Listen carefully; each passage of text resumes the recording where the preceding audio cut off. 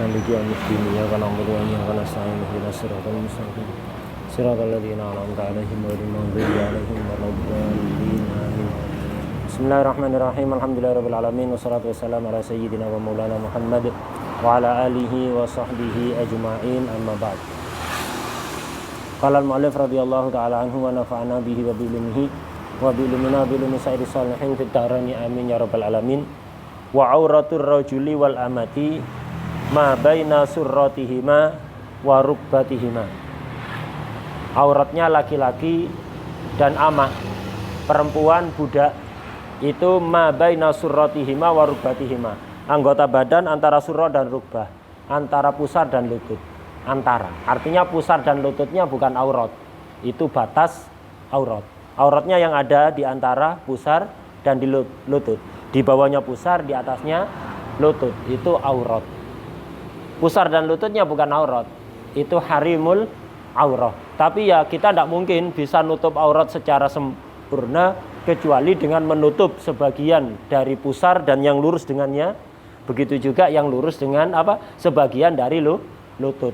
Sehingga sebagian dari pusar dan sebagian dari lutut juga wajib ditutup untuk menyempurnakan nutup yang ada di antara keduanya. Mimbabi malayatimul wajib illa bihi fahuwa wajib. Menutup antara pusar dan lutut wajib.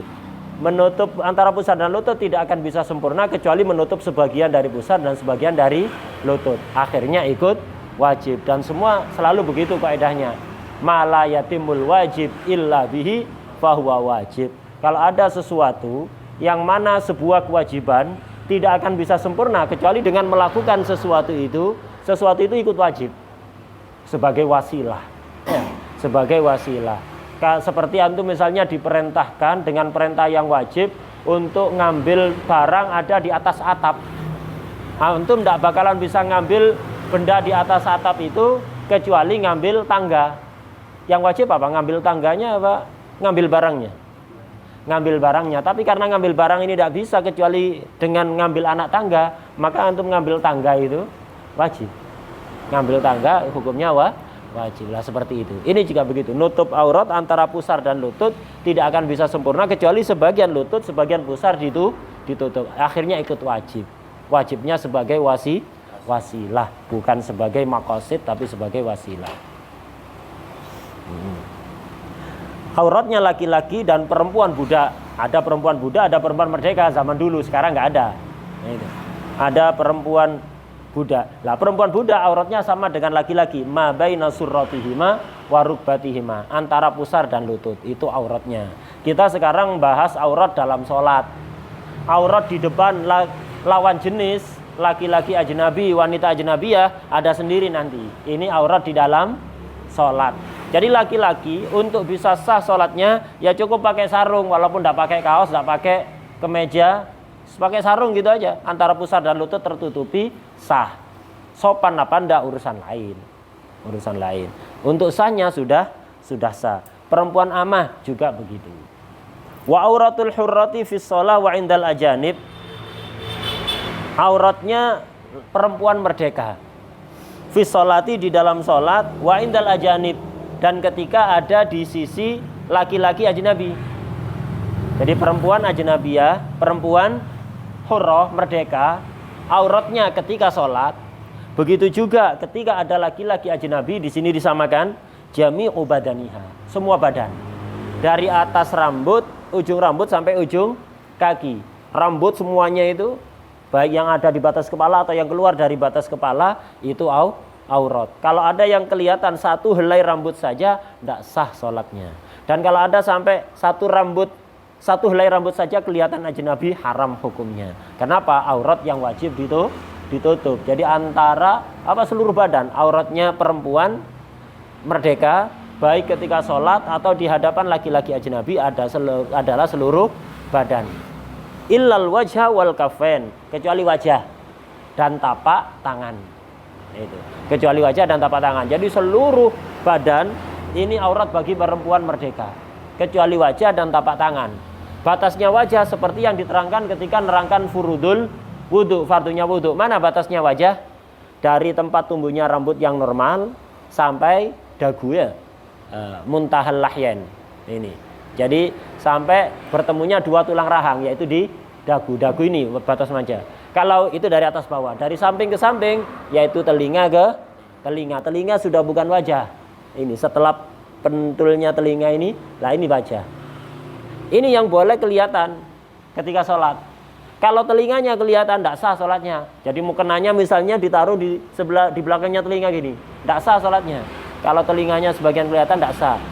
Di sini juga perlu hati-hati. Mukena perempuan yang dikatakan aurat itu seluruh wajah, seluruh badan kan, kecuali wajah. Wajah batasnya ini. Di bawahnya dagu ini bukan wajah. Karena itu hati-hati pakai mukena begini. Mukenanya di sini. Ini kelihatan. Ini aurat, bukan wajah ini ya. Wajah sampai sini aja ya. Wajah sampai sini. Ini yang di bawahnya ini bukan aurat. Bukan aurat. Karena itu kalau sampai kelihatan sininya, tidak sah sholatnya. Kemudian juga rambut, bukan wajah. Jadi tempat tumbuhnya rambut yang normal. Kadang-kadang perempuan pakai mukena, lah di sini rambutnya masih kelihatan. Dilihat gitu gini, kelihatan masih rambutnya, tidak sah. Karena itu yang aman perempuan kalau pakai mukena pakai ikat, pakai kain khusus yang diikatkan baru pakai mukena. Tapi hati-hati jangan nutupi seluruh dahi. Kenapa? Sujud dahi itu harus terbuka. Kalau tertutup total tidak sah. Kalau tertutup separuh ini tidak masalah. Yang penting ininya nyentuh ke tempat sujud nanti. Ini yang penting nyentuh ke tempat sujud. Ini tertutup tidak ada masalah. Sebagian dahi saja cukup terbuka, tidak harus semuanya ya. Itu yang aman. Kalau kelihatan rambut, ini yang sering terjadi kesalahan dalam menutup aurat bagi perempuan. Jadi seluruh anggota badan aurat dalam sholat kecuali wajah dan tapak tangan. Kafen, tapak tangannya saja, pergelangan enggak. Karena itu hati-hati kalau beli mukena. Kalau beli mukena perempuan sebaiknya yang lengannya ini yang rapet. Ya, yang ada karetnya. Sehingga aman, rapet, kemudian ada talinya ngikatkan di sini sehingga ketika diangkat Allahu Akbar aman, enggak turun. Kenapa? Ada tali pengikatnya di sini. Kemudian ininya rapet. Kalau nggak ada tali pengikat, diangkat, khawatirnya asalnya begini. Kalau diangkat lah kelihatan sebagian.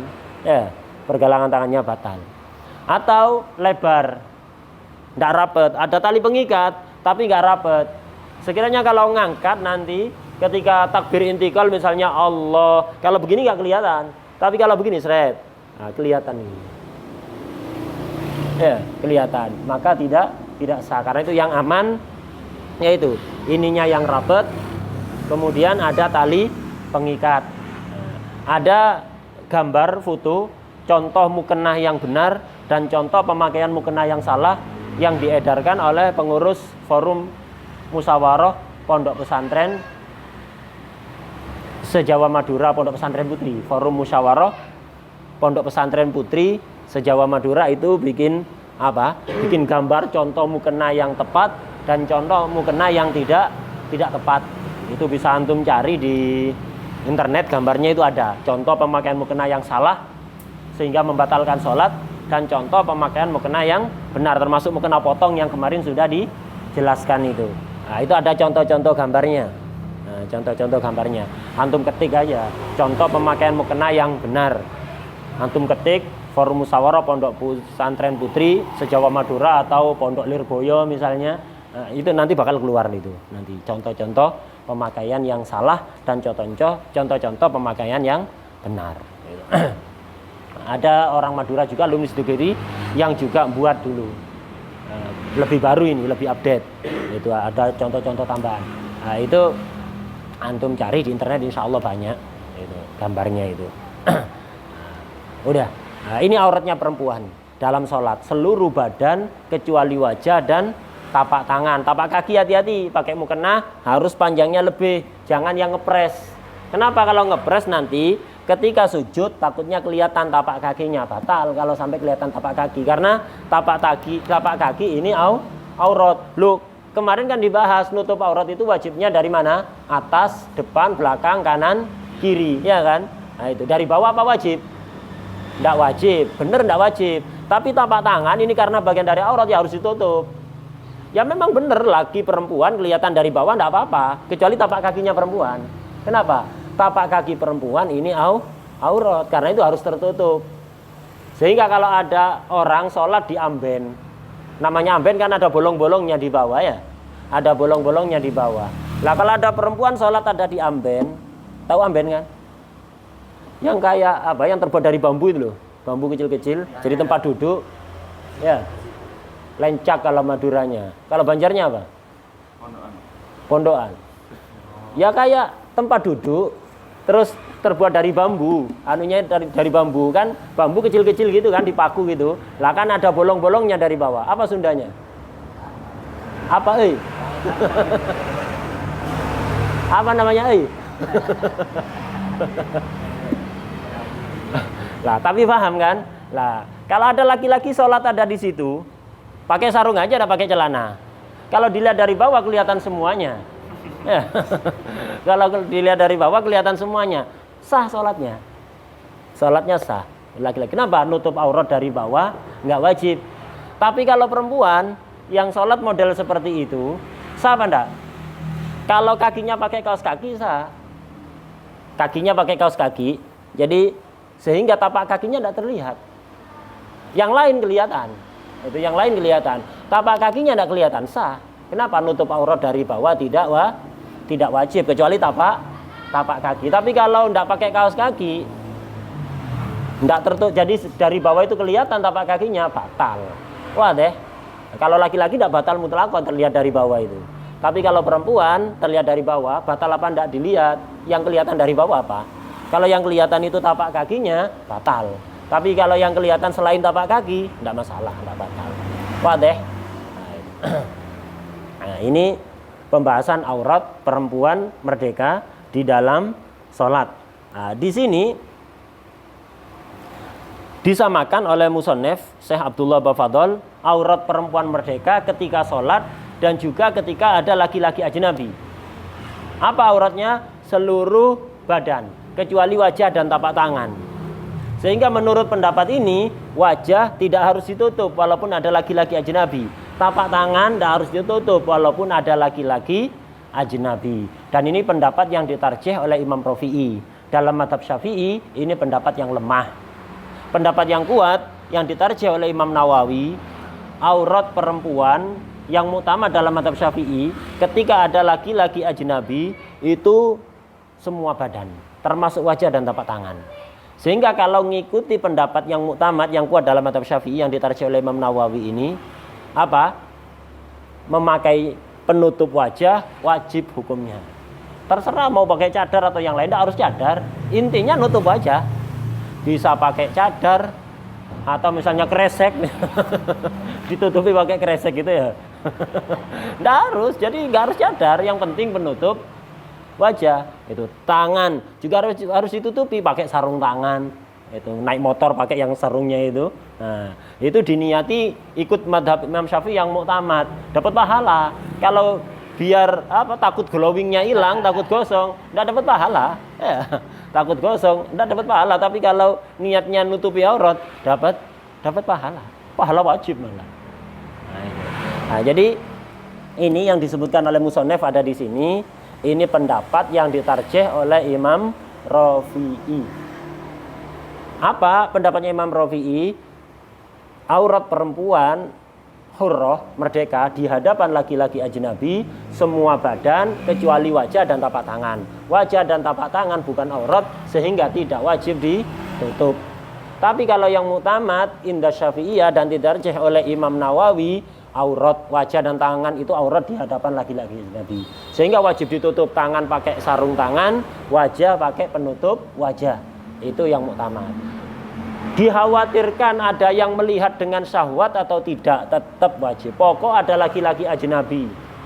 Ajnabi, apa ajnabi? Yang bukan mahram. Mahram ada 18. 7 dari jalur nasab, 7 dari jalur rodok sepersusuan, 4 dari jalur musaharoh, 18. Semuanya ada di dalam Al-Quran, nas Al-Quran. Selain 18 ini bukan mahram, termasuk sepupu bukan mahram.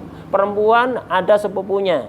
Wajib nutup seluruh badan termasuk wajah dan tapak tangan, termasuk kakak ipar, adik ipar, ya.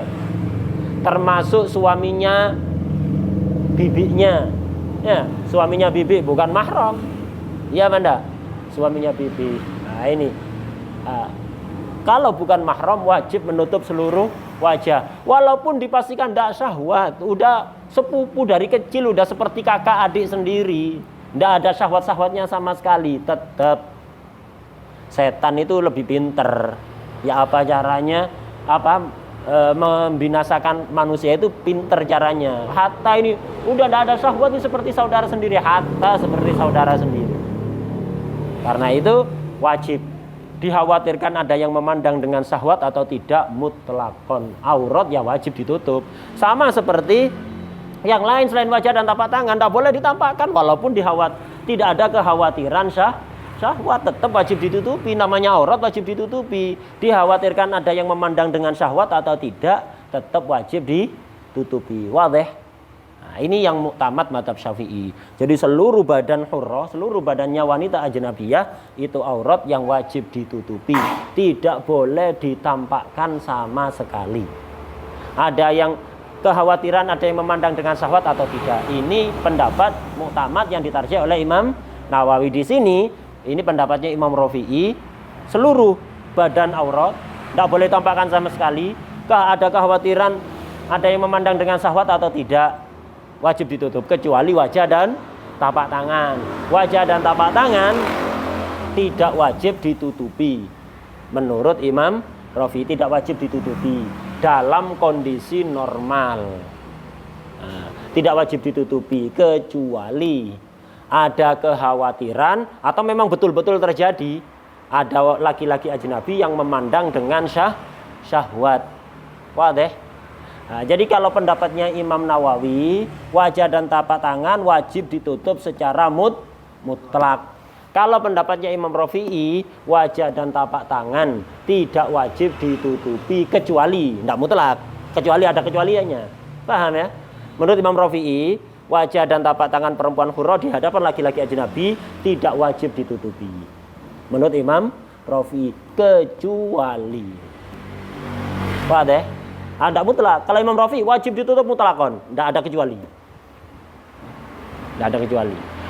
Nah, ada kecuali-kecuali yang lain. Mutlak di sini maksudnya kalau dibandingkan dengan pendapat Imam Rafi'i. Kalau Imam Rafi'i wajah dan tapak tangan hurrah, pendapat Imam Rafi'i ya.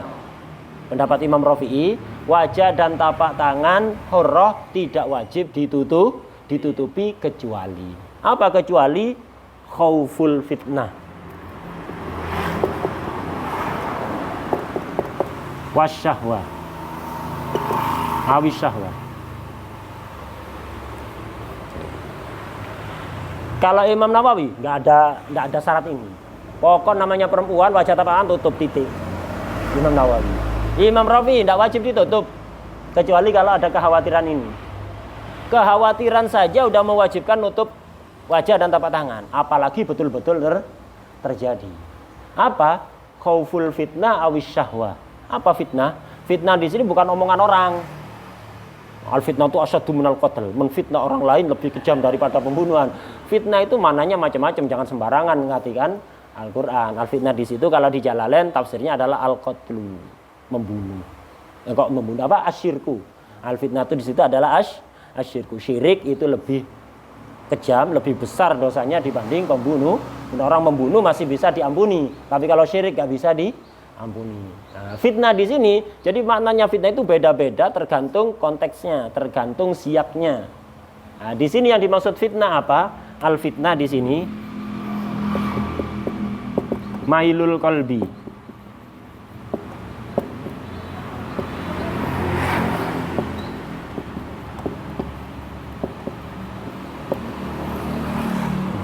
Al fitnah di sini mailul qalbi ilal jima' au muqaddimatihi. Keinginan hati untuk melakukan jima atau muqaddimahnya. Nah, perempuan hurrah menurut Imam Rafi'i tidak wajib nutup wajah, tidak wajib nutup tangan, kecuali ada kekhawatiran jika dia buka wajah dilihat oleh laki-laki ajnabi, maka laki-laki ajnabi itu pikirannya bakal ngeres. Nah, ada kekhawatiran orang yang memandang bakal ngeres pikirannya, bakal mikir macem-macem. kepingin megang, kepingin nyium, kepingin meluk dan seterusnya. Nah, itu. Kalau ada kekhawatiran seperti itu, maka wajib ditutup. Hatta Imam Rafi'i. Kalau Imam Nawawi nggak ada syarat, wajib ditutup mutlakon. Kalau Imam Nawawi. Kalau Imam Rafi'i ada kekhawatiran seperti itu, maka apa? Wajib ditutup. Misalnya dia dikenal sebagai wanita yang cantik, bunga desa. Baru keluar rumah langsung disuwiti wong sak gang. Iya kan? Nah, itu. Nah, yang memandang itu langsung ngeres pikirannya. Baru keluar rumah kelihatan wajahnya sweet. Langsung gitu ya, orang-orang segang gitu. Apalagi orang-orang yang nggak ada takwanya. Nah, itu. Akhirnya pikirannya ngeres. Wajib dia. Hatta ikut Imam Rafi'i wajib nutup kepala, nutup wajah. Hatta menutup Imam. Nggak mau pakai cadar apa pakai kresek. Ya. Atau masker ditumpuk. Ya. Masker untuk apa mulut dan hidung, masker untuk matanya juga ini, untuk dahinya ya. Masker ditumpuk, enggak apa-apa terserah. Wajib. Itu nutup wajah. Kalau ada khauful fitnah, kekhawatiran ada orang yang hatinya kepingin untuk menjima dia atau melakukan mukodimahnya jima. Ingin nyium, ingin megang dan seterusnya. Nah, itu. Nah, kalau ada kekhawatiran seperti itu, maka wajib ditutup. Haram dia buka. Mana ikut Imam Rafi'i? Hatta ikut Imam Rafi'i, tidak boleh. Oh, GR Rahmat, GR di sini Mahmud. Jadi GR di sini Mahmud. Jadi GR ya. Kepedean. Kalau orang yang memandang dia bakal kepingin kepada dia. Bagus, merasa begitu bagus. Biar aman ya. Itu. Kepedean. Harus kepedean memang di sini. Jadi harus percaya diri bahwa dia kalau dipandang orang bakal menimbulkan fitnah atau syahwat. Syahwat ini apa? Memandang dengan menikmati. Taladzud. Antum memandang apa? Kan bisa membedakan kan? Antara memandang apa? Misalnya memandang apa? Ini tiangnya tembok ini. Memandang tembok dengan memandang wanita ajnabiyah. Ada bedanya nggak rasanya ketika melihat? Hah? Ada bedanya apa enggak? Nah, ada bedanya.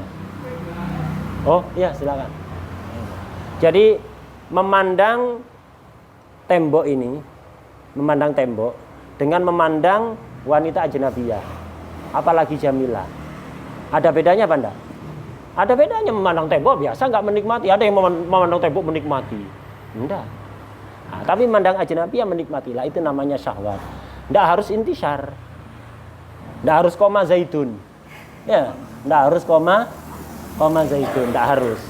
Bukan itu syahwat. Jadi, paham ya? Enggak harus koma. Paham ini? Enggak harus koma zaitun. Ya pokoknya apa? Taladzud. Itu, taladzud menikmati. Itu syahwat. Nah, itu. Mailul qalbi itu fitnah. Kalau ada kekhawatiran ketika dia buka wajah dilihat oleh laki-laki ajnabi, kemudian terjadi mailul qalb, ini fitnah, haram. Tidak boleh, wajib ditutup wajahnya. Atau kalau dia terlihat wajahnya oleh laki-laki ajnabi, akan menimbulkan laki-laki ajnabi itu syahwat. Memandang dengan menikmati. Bukan memandang apa? Merasa jijik, tidak, memandang dengan menikmati. Menikmati pandangan itu. Nah, ini namanya apa? Syahwat. Haram kalau udah seperti itu, buka wajah, buka tapak tangan, wajib ditutup. Hatta ikut Imam Rafi'i. Wadah ya? Karena itu ya kondisional. Pendapat Imam Rafi'i ini tidak mutlakon, kondisional. Kalau pendapat Imam Nawawi mutlakon, kalau pendapatnya Imam Rafi'i kondisional. Jadi menurut Imam Rafi'i memang benar, tidak wajib menutup wajah, tidak wajib menutup tapak tangan, tapi nggak mutlakon. Wadah ya? Tidak mutlakon. Kondisional ya, jadi harus selalu sedia. Kayak antum di musim Covid selalu sedia masker ya kan di kantong kan. Nah, kalau ada operasi biar tidak disuruh nyapu jalan raya, pakai maskernya. Iya kan? Udah nggak ada pemeriksaan, lepas lagi maskernya. Lah begitu juga wanita ajnabiyah harus selalu membawa penutup tangan dan penutup wajah ketika keluar rumah. Kalau aman, oh nggak ada laki-laki ajnabi. Nggak ada laki-laki ajnabi yang dikhawatirkan terjadi fitnah atau syahwat, lepas nggak apa-apa. Oh ada kekhawatiran, pakai lah kayak gitu. Misalnya pas kumpul sama sepupu-sepupunya, dia udah biasa, sejak kecil sudah seperti kakak adik, jadi mandang wajahnya nggak syahwat. Seandainya seperti itu, kita pakai Imam Rafi'i bukan Imam Nawawi. Kalau Imam Nawawi wajib, paham ya? Ini pakai Imam Rafi'i. Oh ini sepupunya biasa, sudah sering dari kecil udah main petak umpet dan seterusnya, jadi nggak syahwat udah. Nggak syahwat seperti kakaknya sendiri, seperti kakak adiknya sendiri nggak syahwat. Nggak apa-apa pakai Imam Rafi'i, nggak pakai penutup wajah, nggak pakai penutup tangan. Tapi kalau kemudian ada temennya, itu ada temennya sepupu ini datang, teman sepondok, apalagi di pondok, nggak pernah ngelihat wanita biasanya itu syahwatnya langsung tergoda gitu.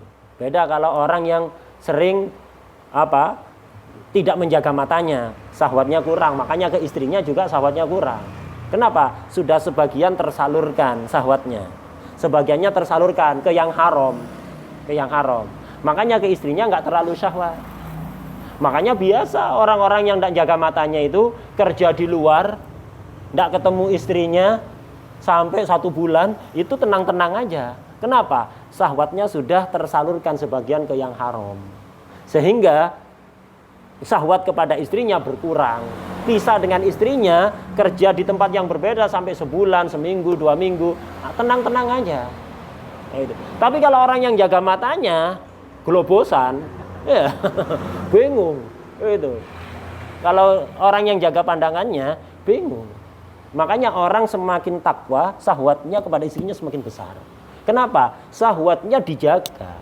Ada di jalan, kelihatan tidak sengaja wanita yang haram dipandang, langsung dipalingkan pandangannya. Jadi syahwatnya itu tertahan, nyampe rumah numpuk beldos. Itu. Makanya kalau cari janda jangan cari jandanya orang ini. Tidak bisa diambil asobahnya ya. Orang-orang yang takwa itu tidak bisa diambil. Ente-entean ya itu. Dan juga disebutkan dalam tafsir Qurtubi itu disebutkan orang semakin takwa itu semakin besar. Makanya kita melihat banyak orang-orang yang takwa itu istrinya 4, 3 itu kan. Kalau orang-orang yang malah enggak, istrinya 1 dan merasa cukup, jarang melakukan hubungan suami istri, jarang. Kenapa? Syahwatnya enggak tertahan, sudah nyebar kemana-mana. Jadi nyampe rumah biasa ngeliat istrinya, udah sering ngelihat yang di luar yang misalnya lebih glowing, lebih ini, lebih menarik. Sudah biasa disalurkan dengan matanya itu. Bisa biasa salaman dengan wanita ajnabiyah. Jadi kesentuh istrinya nggak ngerenyeng.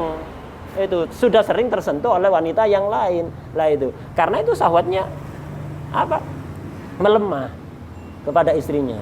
Tapi kalau orang yang jaga pandangannya, takwa, ini syahwatnya tertahan. Makanya kepingin zuat lagi dan seterusnya begitu. Istrinya sampai 3, 4. Kenapa? Karena syahwatnya tertahan. Tertahan jadi numpuk. Karena itu harus syahwat itu untuk syahwat ilan nisa itu untuk menenangkannya harus disalurkan. Beda syahwat yang lain. Itu. Syahwat yang lain itu untuk menaklukkan, untuk menjinakkan harus dikekang. Antum doyan makan, jangan dituruti. Itu harus dikekang, tapi ya bertahap. Kalau biasanya sampai 3 piring, misalnya sampai 3 piring, dikurangilah 2 piring setengah sampai setengah bulan. Nanti udah normal, makan 2,5 piring sama seperti 3 piring, normal, dikurangi lagi 2 piring sampai setengah bulan. Nanti normal, makan 2 piring rasanya kayak 3 piring, kurangi lagi. Yang asalnya porsi supir truk, dikurangi sedikit demi sedikit ya. Nanti bisa sedikit, bahkan makan 1 piring, setengah piring sudah mendapatkan energi yang sama seperti dulu ketika makan 3 piring, tapi perlahan. Kalau langsung ya tipes, langsung ke rumah sakit. Itu. Jadi kalau syahwat-syahwat yang lain, syahwat makan, syahwat bicara, seneng ngomong, itu ngecepret ya. Dobos dong penggaweannya. Itu seneng ngomong, syahwat makan, syahwat apa saja itu jangan dituruti. Untuk pengendaliannya jangan dituruti, dikekang, tapi bertahap, dikurangi. Beda kalau syahwat farji, itu justru untuk menenangkan harus disalurkan. Makanya dalam hadis Rasulullah SAW bersabda, kalau kalian yang punya istri di luar ngelihat perempuan haram yang ajnabiyah tanpa sengaja atau sengaja, kok misalnya tertarik, akhirnya syahwatnya bangkit, segera pulang, salurkan ke istrinya. Nah, itu resep dari Rasulullah SAW. Jadi justru disuruh nyalurkan, tapi salurkan yang halal. Tapi kalau makan, hatta yang halal jangan, ditahan. Syahwat makan ditahan, syahwat ngomong ditahan, syahwat apa ditahan. Tapi kalau syahwat farji enggak, salurkan. Obatnya di situ. Justru disalurkan kepada yang halal. Nah itu. Wadah ya. Nah, karena itu apa? Orang-orang itu yang menahan syahwatnya, itu syahwatnya kepada istrinya besar. Syahwat dan kepingin nambah lagi. Lah karena dia takwa, menjaga jangan sampai terjerumus ke yang haram. Kalau orang yang nggak peduli dengan syariat, ada takwanya, ada perempuan apa menarik ya dipandangi aja, walaupun itu haram dipandangi. Karena itu akhirnya syahwatnya pada istrinya melemah. Nah, seperti itu. Jadi kembali kepada pendapat Imam Rafi'i tadi. Jadi kalau pendapat Imam Rafi'i, kalau berkumpul sama laki-laki ajnabi yang bukan mahram, yang sekiranya aman dari fitnah dan syahwat, misalnya sepupunya yang sudah seperti kakak kandung, seperti adik kandung, jadi nggak syahwat sudah karena akrab sudah sejak kecil, nggak syahwat. Itu nggak menutup kemungkinan bisa jadi juga syahwat. Banyak kan orang menikah dengan sepupunya, anaknya sampai banyak, ya kan? Nah, itu banyak juga. Seandainya ada, tidak syahwat, ya udah bisa pakai pendapat Imam Rafi'i, tidak nutup wajah, tidak nutup tapak tangan. Tapi kalau kemudian ternyata ada orang baru yang datang, yang rawan dia terjadi fitnah atau syahwat, wajib ditutup. Jadi kondisional, selalu sedia penutup wajah dan tapak tangan kalau Imam Rafi'i. Kondisi aman, buka wajah dan tapak tangan. Kondisi tidak aman, tutup wajah dan tapak tangan, begitu. Wadah ya. Wadah. Ini jadi yang di matan ini pendapatnya siapa? Ngikuti siapa? Imam Rafi'i. Kalau Imam Nawawi mutlaqan wajib ditutup, khauful fitnah atau tidak, khaufus syahwah atau tidak. Sebentar nih. Sebentar ngaos, sebentar nih. Jadi apa? Khauful fitnah atau tidak, khaufus syahwah atau tidak. Itu kalau Imam Nawawi wajib ditutup. Jelas ya? Wa auratul hurrati fi sholati wa indal ajanib jami'u badaniha illal wajha wal kaffain. Wa inda maharimiha, kalau di sisi mahramnya, jadi perempuan kumpul sama mahram-mahramnya, laki-laki, mahram kakak kandung, adik kandung, ayahnya, anaknya. Auratnya perempuan itu apa? Ma bainas surrati war rubbah, antara pusar dan lutut. Itu auratnya. Jadi perempuan ketika ada kakak kandung, adik kandung, ada ayahnya, ada apa? Anaknya, itu ada pamannya yang mahram, itu auratnya hanya sebatas bainas surra war rubbah, selainnya bukan aurat. Ini hukum asal. Tapi hati-hati, setan itu yajri majrad dam. Itu hatta mahram itu juga bisa ada peluang syahwat. Normalnya kalau mahram ya tidak syahwat. Normalnya kepada mahram itu harusnya tidak syahwat normalnya. Tapi ya hati-hati, setan itu bisa menggoda siapapun. Makanya banyak di TV-TV kan, di berita-berita ada orang melakukan zina dengan mahramnya sendiri, waliyadzubillah. Dan dosanya itu lebih besar. Dosanya lebih besar. Lah ini apa? Karena itu sebaiknya walaupun mahram jangan hanya nutup bainas surra war rubbah. Ya yang sepantasnya, enggak pantas juga. Apa? Enggak pantas juga ketika buka apa? Badan yang misalnya punggungnya, perutnya, itu kan enggak sopan juga kan. Ada pamannya, ada orang tuanya kok seperti berpakaian seperti itu. Enggak sopan. Karena itu hati-hati.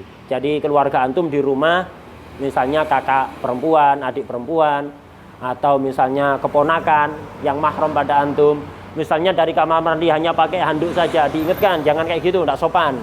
Walaupun secara fikih halal, Iya kan? Secara fikih auratnya hanya bainas surra warubah, pakai handuk saja keluar dari kamar mandi misalnya. Diingatkan jangan gitu. Langsung pakai pakaian dari dalam kamar mandi keluar kayak gitu. Enggak pakai kerudung enggak apa-apa karena mahram misalnya. Tapi jangan hanya pakai handuk seperti itu. Secara fikih enggak apa-apa, bukan aurat. Tapi hati-hati. Setan itu lebih cerdik. Aduun mubin, hati-hati. Wadah ya?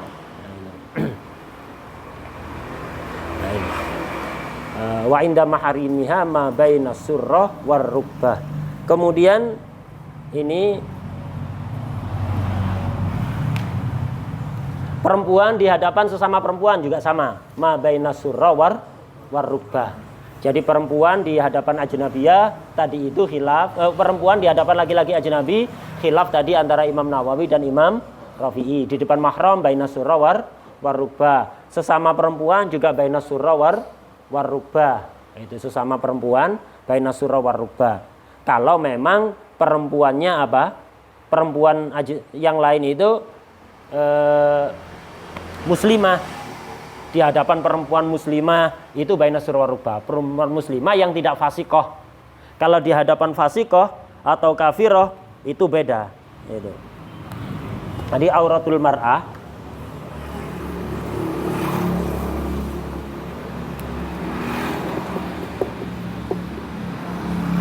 Ini ada aurat fis shalah.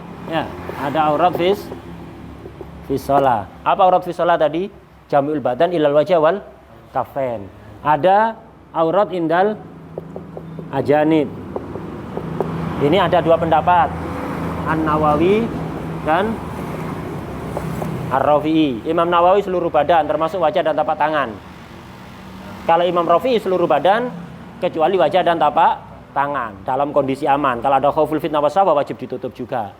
Nah, ini indal ajanib. Ada aurat perempuan hurrah indal maharim wa indal muslimah apa ghairil fasiqah. Itu di sisi laki-laki mahram itu ma bainas surrah war rubbah. Begitu juga di hadapan perempuan muslimah sesama perempuannya tapi enggak fasiqah, afifah, perempuan yang punya kehormatan, perempuan yang punya malu, auratnya ma bainas surrah war rubbah. Ada yang keempat enggak disebutkan, inda al kafiro awil fasikoh. Perempuan auratnya hurrah di hadapan perempuan kafir. Beli emas misalnya ke tokonya Pak Udeh, ke tokonya orang kafir, ya, ke tokonya orang kafir, perempuan yang jaga. Atau ada perempuan-perempuan fasik. Sekarang banyak yang fasik, itu perempuan-perempuan fasik. Maka auratnya apa?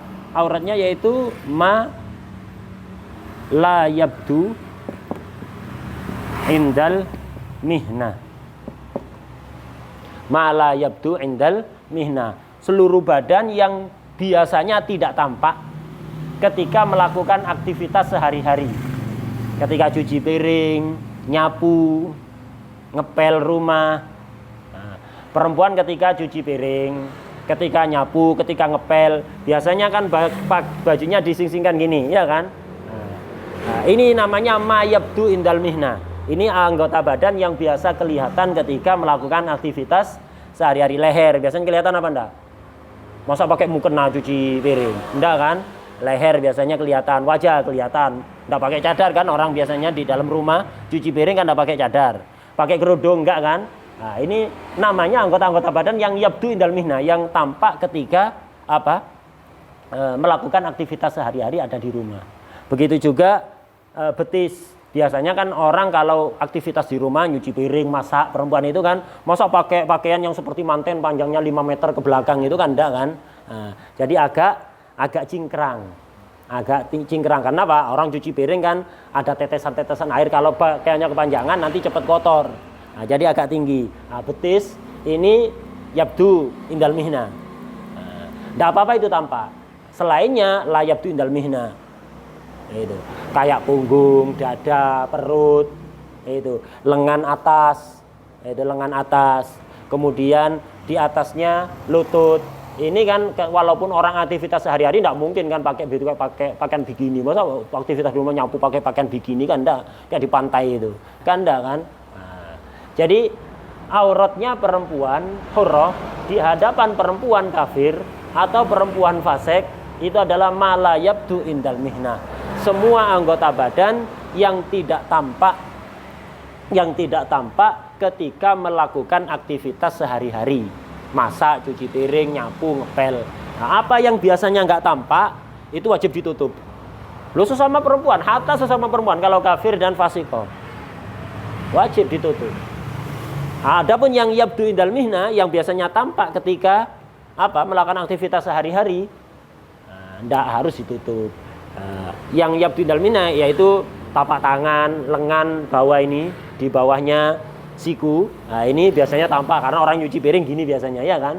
Kemudian leher, wajah, kepala, rambut, ini yabdu tampak enggak apa-apa walaupun di hadapan perempuan kafir. Betis, tapak kaki enggak apa-apa.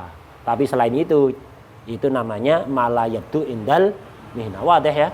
Nah, ini auratnya perempuan hurrah. Ada yang kelima, aurat indal khalwah. Ketika sendirian. Auratnya ajnabiyah, auratnya mar'ah itu ada 5 macam. Ada aurat salat, ada aurat indal ajanib, ada aurat indal maharim wa indal muslimah ghairil fasiqah. Itu. Ada aurat indal kafirah wil fasiqah, ada aurat indal khalwah. Ketika sendirian, tidur sendiri ada di dalam kamar. Maka auratnya ma baina surah wa rukbah. Jadi wajib nutup baina surah wa rukbah itu wajib. Hatta enggak ada siapa-siapa. Jadi perempuan hurrah. Gitu. Hurrah hatta nggak ada siapa-siapa, sendiri di dalam rumah, nggak ada siapa-siapa, nggak boleh pakai celana dalam gitu dong, tidur di dalam kamar, nggak boleh, kecuali ada hajat, itu hajat karena sama suaminya, misalnya, hajat karena kepanasan, nggak punya AC, jadi di dalam kamar ya dibuka semuanya gitu, ya nggak layak, malaikatnya kabur semua, malaikat rahmatnya ya, nah itu. Jadi ketika sendiri di dalam rumah tidak ada apa-apa, itu wajib nutup. Indal khalwah wajib. Karena itu hati-hati, harus diingatkan. Kadang-kadang perempuan-perempuan itu pakai baby doll itu ya, baby doll. Apa namanya baby doll kan yang pakaian segini itu loh. Ya, bukan daster yang iya baju tidur itu loh. Ya baju tidur itu ya, baby doll ya, baby doll itu. Iya.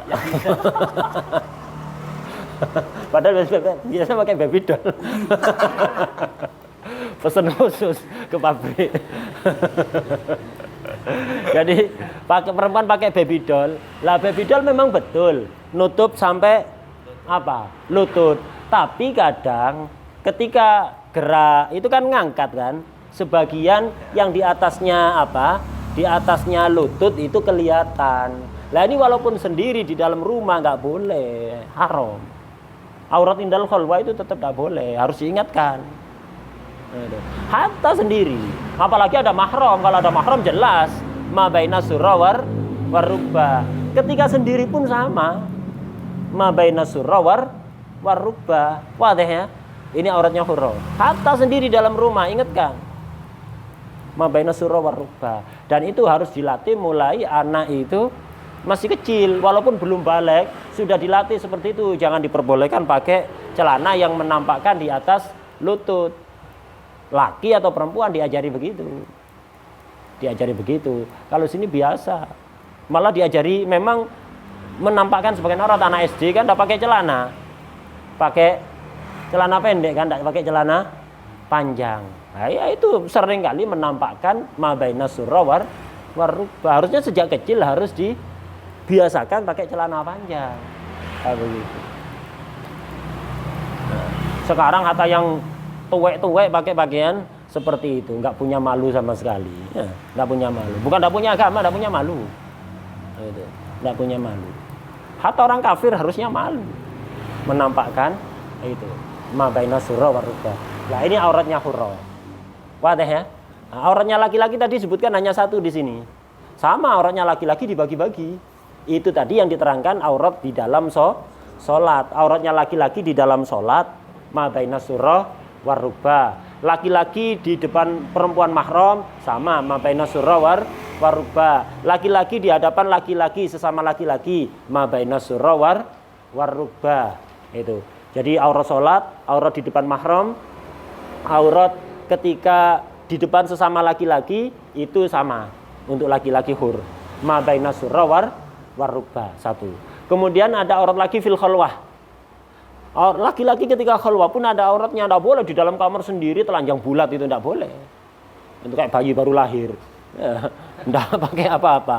Itu tidak boleh, harus nutup aurat apa? Sawaten.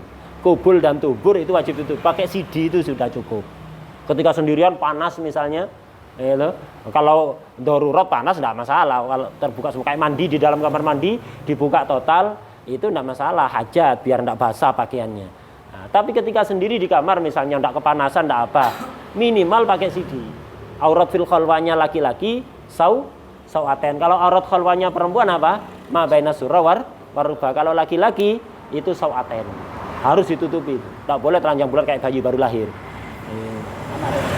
Hah? Ama ada pembahasan sendiri nanti, ada pembahasan. Ya sama aurat khalwanya. Nah, ini laki-laki, kita bahas laki-laki dulu. Nah, jadi ada aurat di hadapan mahram, di hadapan sesama laki-laki, aurat sholat itu ma baina surra war rukbah. Ada aurat khalwah. Ada aurat khalwah itu sawaten. Ada aurat laki-laki di hadapan perempuan ajnabiyah apa? Auratnya laki-laki di depan perempuan ajnabiyah, jami'ul badan. Jadi antum kalau ada wanita ajnabiyah, jami'ul badan auratnya. Sama kayak perempuan kalau di depan laki-laki ajnabi, auratnya jami'ul badan. Laki-laki di hadapan perempuan ajnabiyah juga sama jami'ul badan. Tetapi kok nggak ada yang mewajibkan laki-laki pakai cadar ya? Ada yang mewajibkan pakai laki-laki pakai cadar. Kalau jami'ul badan kan termasuk wajah dan tapak tangan. Iya, termasuk wajah dan tapak tangan. Kenapa? Karena sebagaimana antum syahwat melihat perempuan ajnabiyah, begitu juga perempuan syahwat melihat laki-laki ajnabi. Cuma begini, dulu ada keterangan dari salah satu mudaris waktu kuliah dulu, Dr. Mustafa bin Smith. Jadi kenapa kalau perempuan pakainya lebih ketat? Beda dengan laki-laki. Perempuan kan selalu tertutup total. Nah, itu. Imam Nawawi ada kemungkinan, ada kekhawatiran orang yang memandang itu syahwat atau tidak harus ditutup. Tapi kalau laki-laki kan enggak. Iya kan, laki-laki enggak ada laki-laki pakai cadaran, laki-laki pakai cadar. Enggak ada kan. Nah, itu. Auratnya di depan perempuan ajnabiyah, padahal di kitab-kitab fikih diterangkan jami'ul badan. Iya, karena begini. Syahwatnya laki-laki dengan perempuan itu beda. Kalau laki-laki syahwatnya mudah terpancing. Jadi ngelihat saja bisa terpancing syahwatnya. Beda dengan perempuan. Dengan hanya melihat sekilas, tidak langsung syahwat, biasanya begitu. Paling kalau melihat berkali-kali baru. Tapi kalau dengan melihat sekilas, itu biasanya tidak syahwat. Makanya tidak terlalu ketat untuk laki-laki. Tapi ketika antum merasa, GR ya?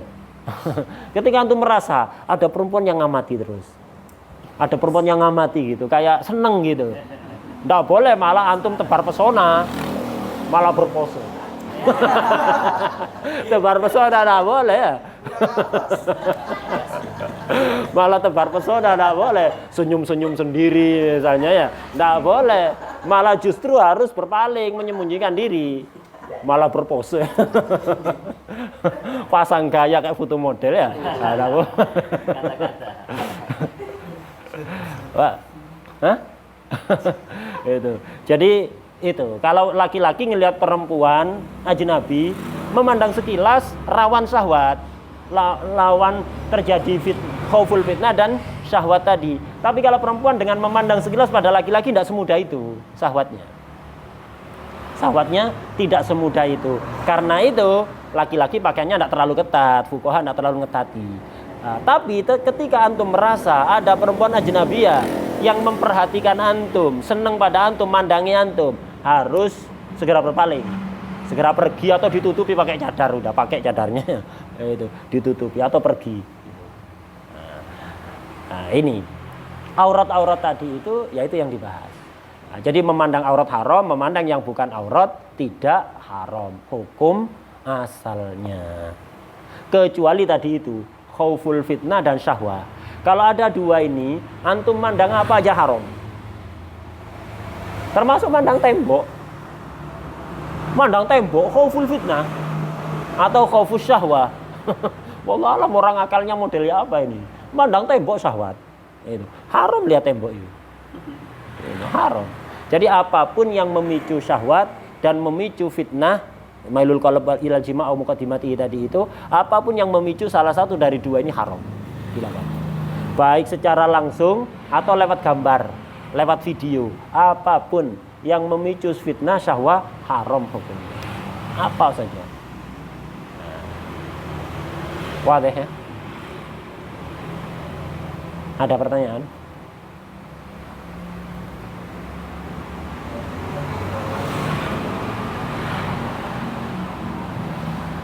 Wallahu a'lam al-Fatihah.